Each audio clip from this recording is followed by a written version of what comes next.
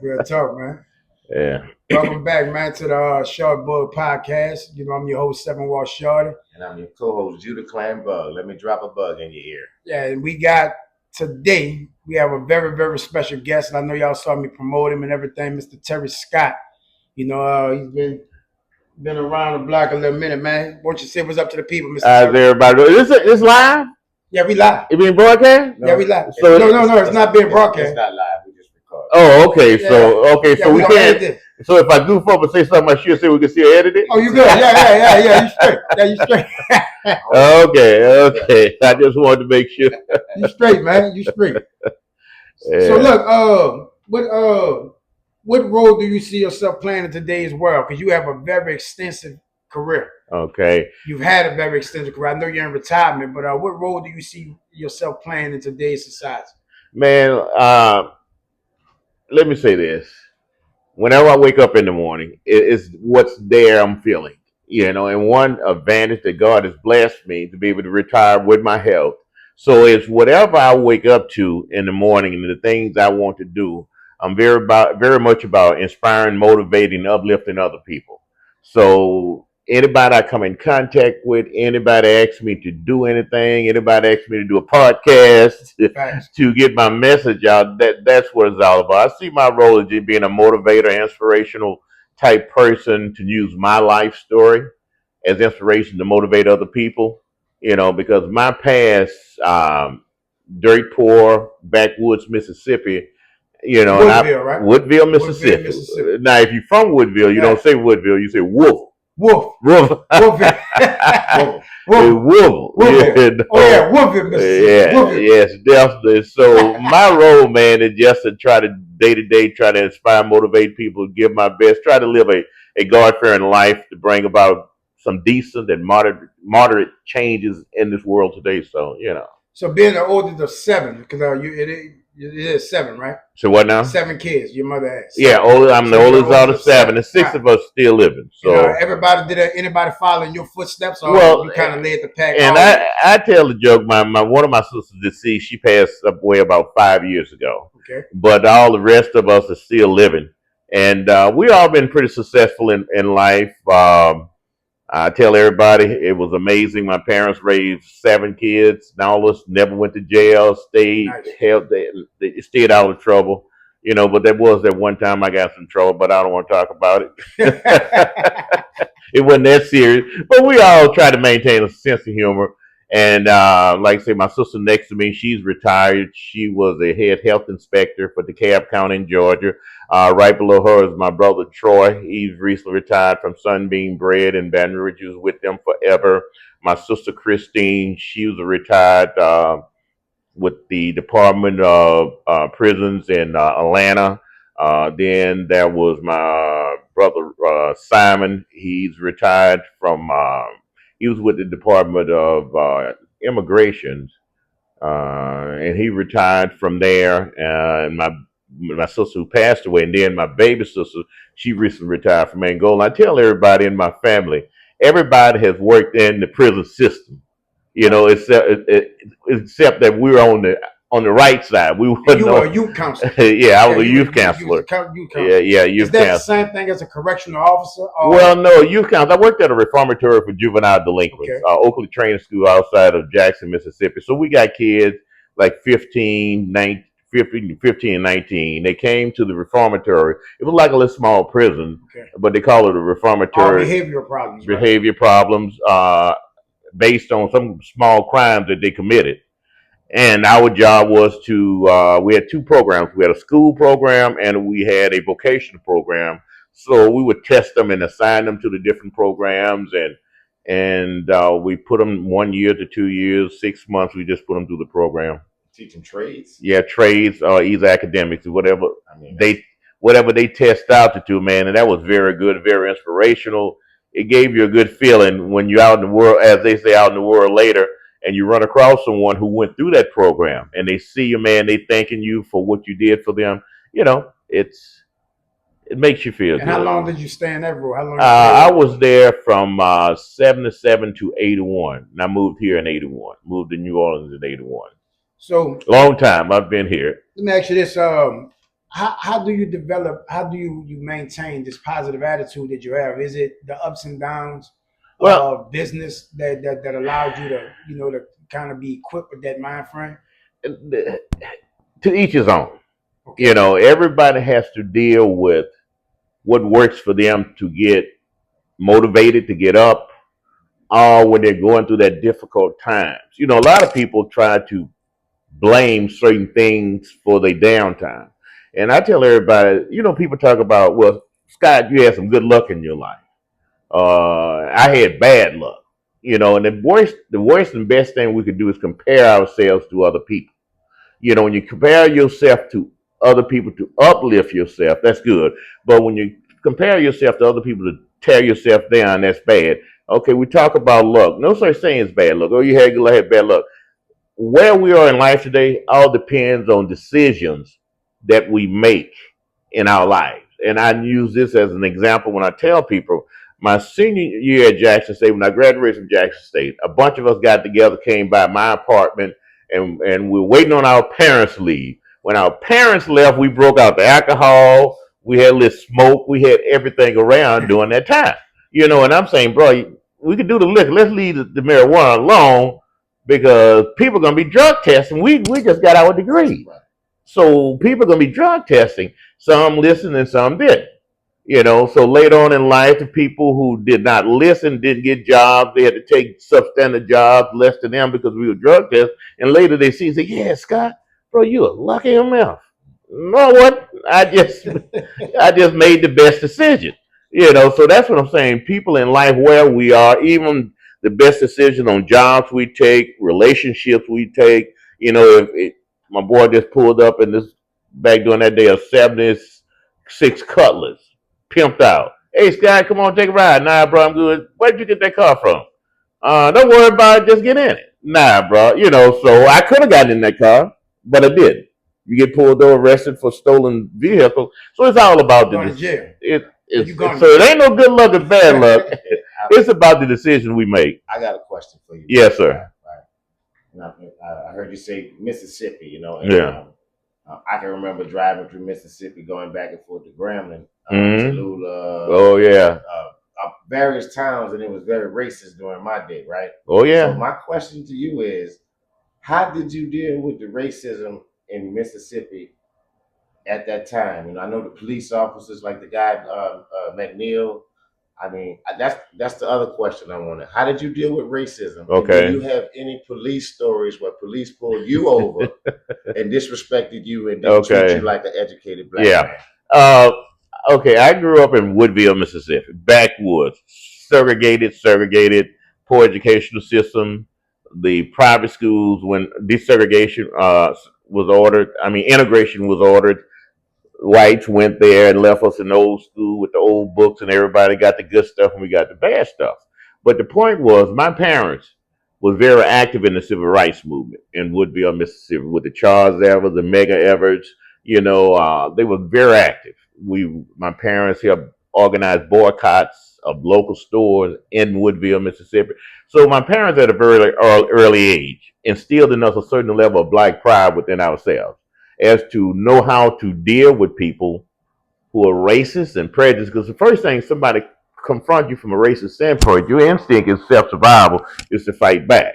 You know, get with them in a certain way. But sometimes that inner voice that you've been taught saying you're operating from a disadvantage. You know, I can't go against you if I'm operating from a disadvantage, and I've learned that throughout my life. That's deep, man. That's Whenever deep. I'm confronted That's with like it, it right there, man. That's the whenever I'm truth. confronted with a situation, I'm gonna be humble. I'm just gonna back away from the situation because I know I can't win. You know, if a karate guy, 10th degree black belt, walk up and slap the pap out of me, okay, I'm not gonna fight I think Shorty told me something it. like that. You know See, he was in a what? karate club. I'm talking about the jailhouse experience Oh, where the dude dad run up on you Oh, yeah. about some coffee on the phone. Oh, yeah, it's over with. That's the Bro. one you just Yeah, be you like, have yo, to know how to assess the situation. You had the phone. You can't properly Bruh. assess that situation. You can always come out of the action. Yeah. When you told me 6 friends over there looking at you Oh, yeah. about this, it's not about the phone. Yeah. It's how you deal with this creature. You tell, look, you just had a phone. Bro. That's all fact, right. yeah. Bro, That's you fact. got to know how. Let me say, when you're confronted with a situation, you at a disadvantage. You got to know how to react to it. You know, and when somebody confronts me, I slap. I'm okay, bro. I apologize. I'm wrong. I go away, assess the situation, plan my mode of attack, and deal with him at another time. Because then I'm going to confront you on mutual standing ground. I'm not going to confront you when you got an advantage of me. And that's what I tell people. We had I know a friend of mine who owned a business, and they scoped this guy out. He always carried a gun, always carried a gun. Somebody pulled up on him. They had guns on him. Say, man, give me that deposit of your money. We know you got it. What he did was he went for his gun. They killed him. You know, anytime somebody got the advantage upon you, you got to be smart enough to assess the situation and know what's the best decision to make. And it's humbling, and your pride is hurt, but you live to fight another day. And that's the point. So it goes back to what you asked me. Yeah, I've been confronted with some hostile, racist stuff in my past, but I was smart enough. Yes, sir. Whatever you say, sir. If you say I was wrong, sir, I was wrong. You know where that comes from? The Bible says a soft answer turns away wrath. Right. That's scripture. And you got to know how to deal with it. Oh, it hurt me to bow down, but it's better to bow down then and be able to come back and fight later from a situation. But each time, the couple times that it happened to me, it worked out because I was not an angry black man. So lots of times when racist cops pull you over, they looking for a racist black man. I mean, they looking for an angry black man. They trying to do stuff to instill in you to piss you off for some reason. And that has happened to me. You maintain your calm because you know they have the advantage. You know it's going to turn out bad. So you just think, if you want to take me to jail, take me to jail. You know, let's deal with this. I was not speeding. If you say I was speeding, you know, and go on about that, man. So make a story longer. Just know what and how to deal with a situation. Be able to humble yourself when you don't have the advantage. Get your attorney. Come back at a later date. Right. You know, just like how to use tactic diplomacy. Yeah. Whether you in the courtroom Facts. or in the streets. Facts. Assess the situation. Facts. Put yourself in a win-win situation and come back and deal with them on another level. Yeah, that's a serious nugget. Yeah. Real talk. That's the words of success speak. That's what it takes. Well, now let me tell you, I wasn't always in this place. Now let me tell you, I wasn't. You from Woodville. Yeah. You from Woodville. But I'm saying, that's how you got to think to win. You got to, be a little more military minded. Age has a lot to do with it. You're a very, religious man. I see. Yeah. You give your honor, and it's also I know where my blessings come from, man. Yeah. How do you deal with that being, a comedian now, making the transition from being, a restaurateur, for the lack of better term, to a comedian style? How do you deal with that? Well, the thing is that my comedy is therapy for me. The sit down comedian. The sit down comedian. This is what I just told you. The sit down comedian. The stories in your life, you have to look at them from a comical point of view to even deal with them, even carry that weight. Let me sit down comedian. It's like that for me. I'm a big comedian too. I tell you. But it's what I'm saying is therapy. And what started out as a hobby has turned to a passion.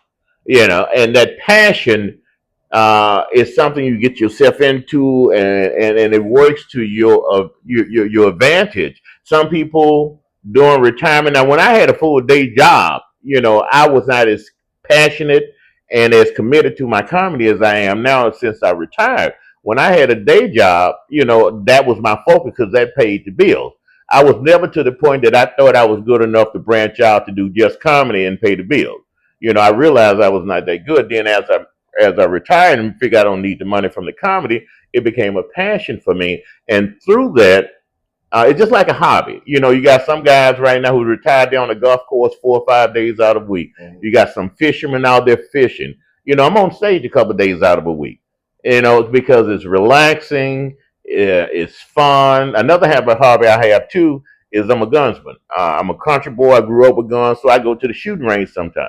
So it all depends on what's your relaxation. So the transition for me into being a comedian is people have always told me I was a fool. I was a class clown, but I was a smart class clown. I didn't disrupt the classes, but outside the class, I had people laughing. So I've always had a comical cut with me. So when I got a chance to get on stage and talk about what's in my life, and people found that amazing, people found that entertaining. So, to be on that stage, it's like a drug. You're on that stage Oh yeah. and you're talking about things and you're getting people to laugh, to feel good about themselves. And once you get off that stage, people are applauding you I there. see his passion. Yeah, that's passion, Well, man. Listen, I just saw you light up just now when you talking about So it. you know what I I'm saw you talking light up. Real tough. Back here, we teach stand on your gifts. We Yeah, stand on your I gifts. like that. Stand on your We've gift. been doing it. I've been 20 some odd years. We recognize the gifts that the youths have. Yeah. And we encourage them to stand on it. Yeah. Because when you stand on your gifts, there's certain Yeah. blessings allowed, right? And So he can see you. I saw He see you light I saw up. it. It's okay. I saw Boy, it. I'm telling you, when you come off that stage, as an entertainer, Yeah. when people are in it, boy, It's that's a feeling like no other. oh, Yeah. bro, Feeling like and no the thing is, and I'm not that great. Don't get me wrong. I just Right. have fun with it. But what motivated me one time is that a couple of my people came out to my show. They said, "Oh, T, you ain't that funny." And I said, "Okay." I said, "Who are some of your favorite comedians?" So I called out some great comedians who I thought is great comedians, Yeah. and they said, "Oh, they ain't funny." Oh, So I'm no. saying, "Damn, you put me in the category I want to be in. If you don't think Richard Pryor is funny or Kevin That's a hell Hart of a or measure. Dave Chappelle, you put me in the category That's a hell of a of them. You measure. telling me I'm not important? Great I'm observation. not funny like them." So but the thing is, you have to be at peace with yourself. When I tell people, when your music becomes more about you and your feelings and your expressions, and because my comedy is about me, it ain't about the people in the audience. It's about me, what I'm releasing, what I'm giving off.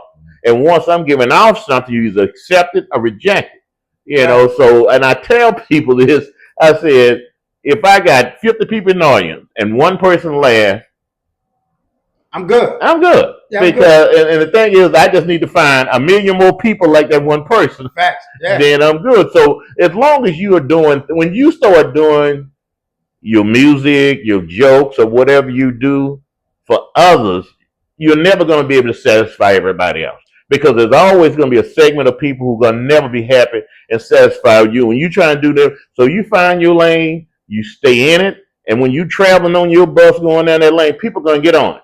It might not be as fast as you wanted. It won't be maybe as many people you wanted, but you're going to find that segment of people who are going to fall in love with you. When they do, they support. And one of the ongoing jokes with me as a comedian is that I'm not that funny, but I got a loyal following of people.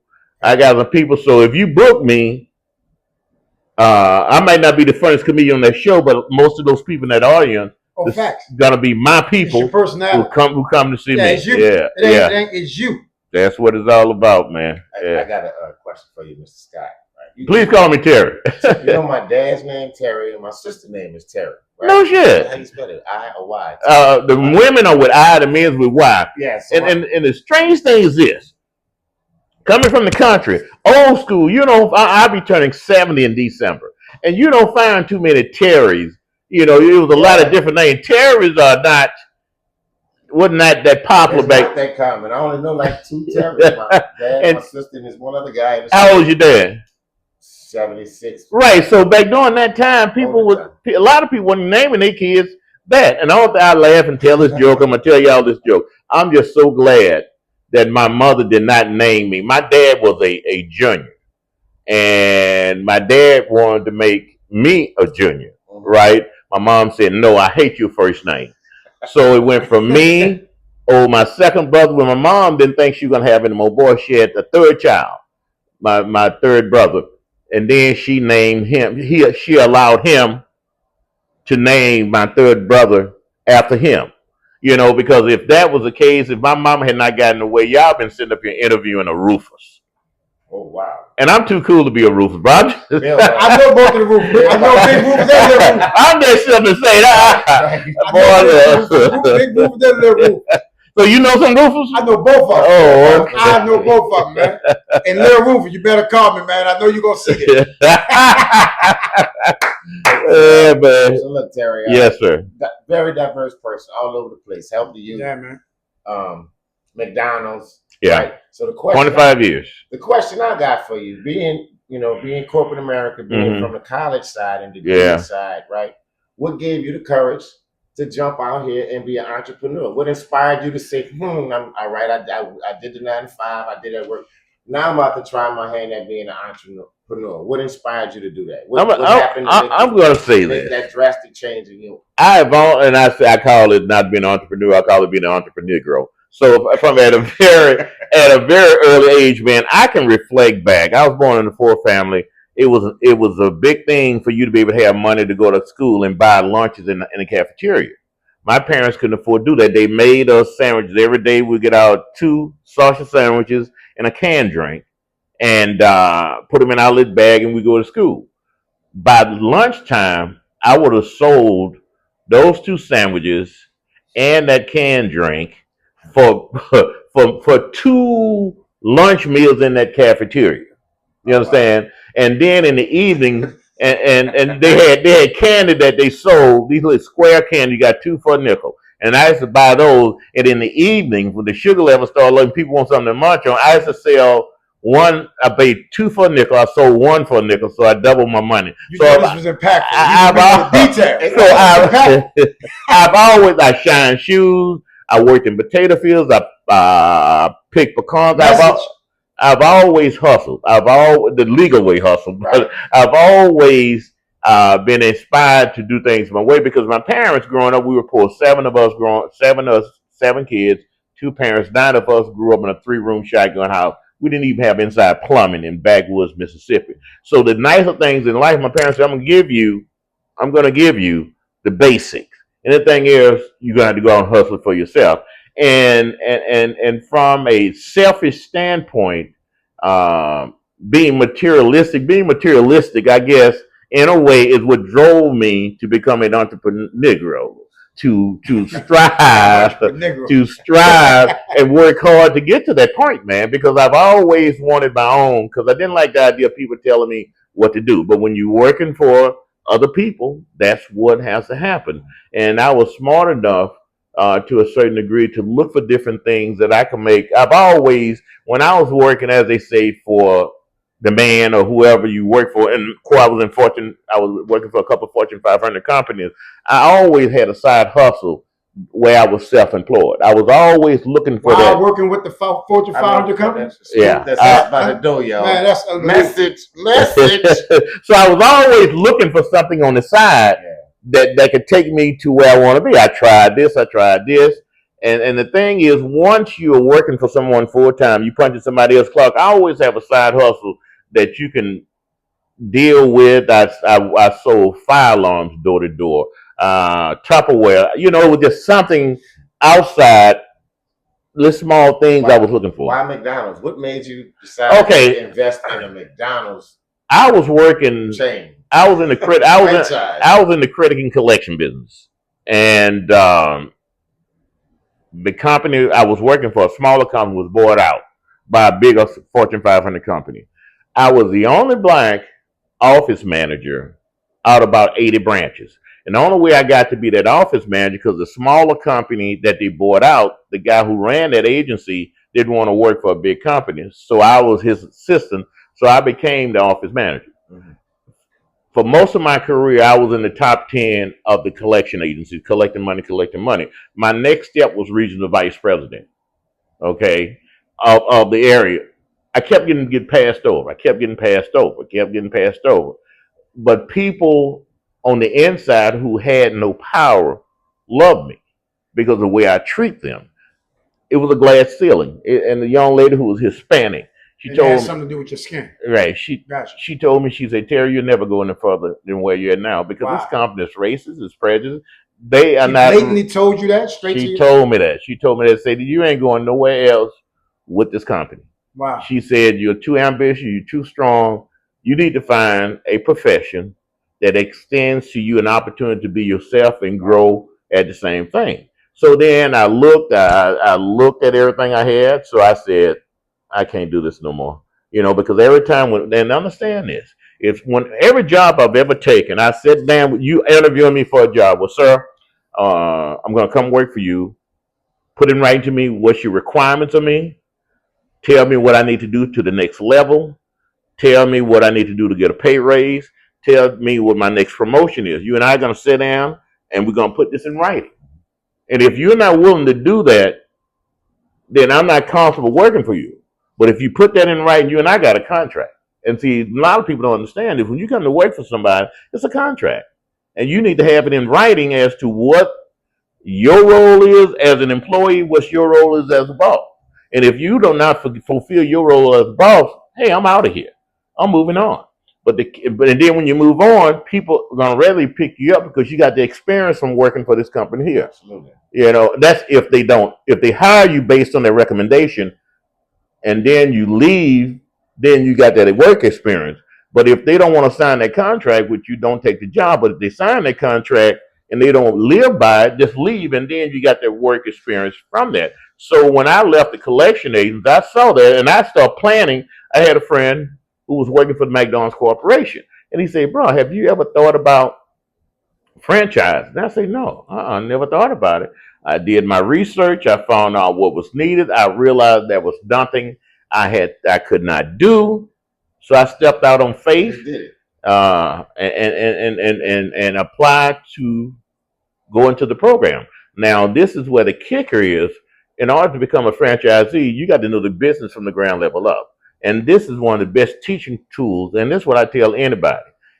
If you are going to go in business, you need to know it from the ground level up, from the bottom to the top, back down, sideways, everywhere it is. Because in order, if you're going to own a business, you got to know everything about that business from top to bottom. Message. You know, from top to bottom. It sounds like he's saying he sunk himself to fry making school, then he sunk himself to, to actual school. Bruh, the station in that thing, you probably know how to. Man, let me tell you, when I was going through the training program, every position in a McDonald's restaurant, every position, I got certified. And I tell people the difference between certified and trained on.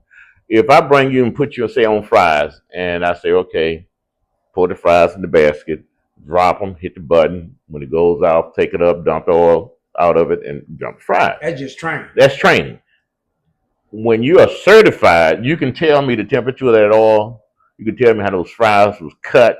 You can tell me about that fryer. You can tell me what temperature the grease is. You know, so when you go through a training program, I had to know. I had to get certified on every. So that's how far McDonald's take it? Oh, bro. To certify you? Bro, we can talk about this all night.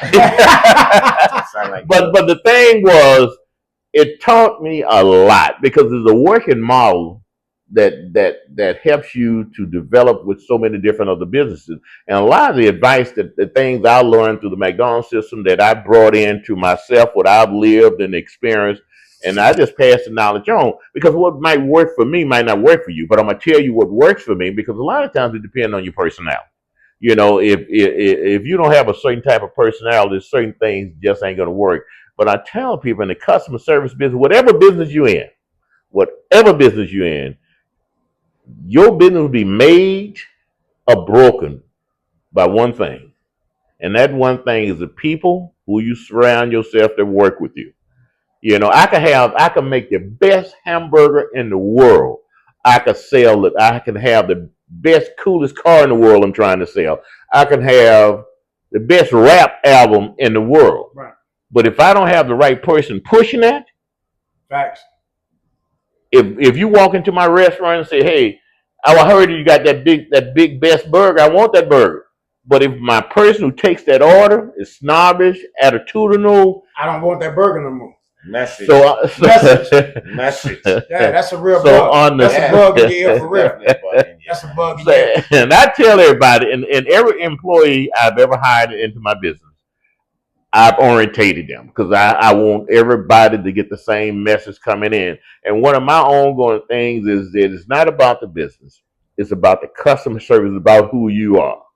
You can get a person to eat a plate of shit if you serve it to them right. Hi, welcome to my restaurant. You looking mighty lovely today. Here's a plate of shit. Enjoy this plate of shit. If you don't enjoy it, we're gonna We're gonna replace it. Oh, this is good shit. I'm over exaggerating. But you get the point. Right. You get the point. If you present a said it with a smile. situation with a smile, if you have great customer service, you know how to treat people and treat them Right. like they are special. Because people coming to you, just like I remember this movie with Richard Gere, Pretty Woman. Yeah, pretty woman. Where he was this rich millionaire and he Yeah. hooked up with the And pretty prostitute. woman. Yeah. Yeah, and then she was a prostitute. She went into this store and they treated her like shit. And then Richard Gere came in and told the man, look, this is my lady. I'm bringing her here. We want a lot of sucking up. We're gonna be spending a lot of money here. So y'all need to suck up to her. So that's what I'm saying. When a customer walks to the door, if you got somebody got something you want, you got to know how to be able to suck up to them and make them feel comfortable about spending money with you and doing from that standpoint. So this is my final question to you. I just want you to. Final question, man. I'm just getting geared up. I mean, Actually, you this 30 minutes you've been running. Oh, bro, I'm sorry, man. We got you. We got you. So Scott management team. I read a lot of stuff online. Can you tell the people exactly what you guys do? Okay, now Scott when I brought into the McDonald's system, I incorporated it under my company's name, Scott Management Team Incorporated. That company owns, at one point in time, several McDonald's restaurants, okay? But since I retired, it does not own those restaurants. It's a company now that whatever I want to diversify into, wow. Scott Management Team represents Terry Scott, wow. Comedian.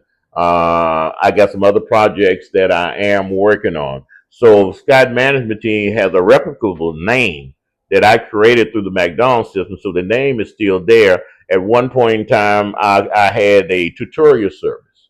And when the No Child Left Behind Act was really, really big out there, on the Scott Management, I created We'll See You at the Top. That was the name of another company. It was a tutorial company that we used to go into schools and tutor kids and help them out. So that was another thing. Another best friend of mine, he and I created like a little real estate company where we would invest in properties, flip it, and move it on from there. Some of these things, like I say, sometimes things become so overwhelming that you diversify too fast. You got to know what to do and when, how to do it. So, but right now, as of now, Scott Management Team is just centered on Terry Scott, a comedian who are trying to do some things from a comic standpoint. And just like I told you before, we are looking for investments on things that we can do to diversify. But I don't want to get back into a situation like I was when I was self-employed from that standpoint. I don't want to be chasing the dollar. You know, that's stress-free and release. The things I want to do now, I want to be fun and relaxation. If I do something, if I invest in something, it's something that I don't want to trip over, fret over, worried about losing money over. It's something that Secured investments. Thank you. And so right now, most of it is centered around me because I know who I am and what I'm capable of. Oh, you definitely have made yourself a brand. Yeah, I mean, and it's getting bigger and bigger as the management team, see, parent company, everything. I am taking notes. Everything will be done under that and everything from that. And like I say, I serve on a couple of boards. I serve on, so I'm always giving back. And the point a lot of people don't understand, and giving back, you come in contact with people who admire you, who want to pull you in with them. You admire them, you want them to pull in with them. So you're always creating an environment. And I tell everybody, this other thing when I'm talking to kids and motivating kids, one trick question I ask them. I say, in your circle of friends and your entourage, are you the smartest person in that group? And most of them, yeah, Mr. Scott, I'm the smartest person in my group. I go, poor baby. What do you mean? What do you mean? If you're the smartest person in your group, you're not learning anything. You need to surround yourself with people that you can learn from. And but don't misunderstand people. Some of the dumbest, crazy people in the world, if you watch them and listen, you can learn something to them. Shame is a man who thinks he knows everything. You got to open yourself to be open, to be willing to try things, even if you fail. You know, and the thing is that, just like they said, I think I read that Babe Ruth, Willie Mays struck out more than anybody else. Yeah, Babe Ruth. Yeah, struck out more Yeah, than anybody yeah. else.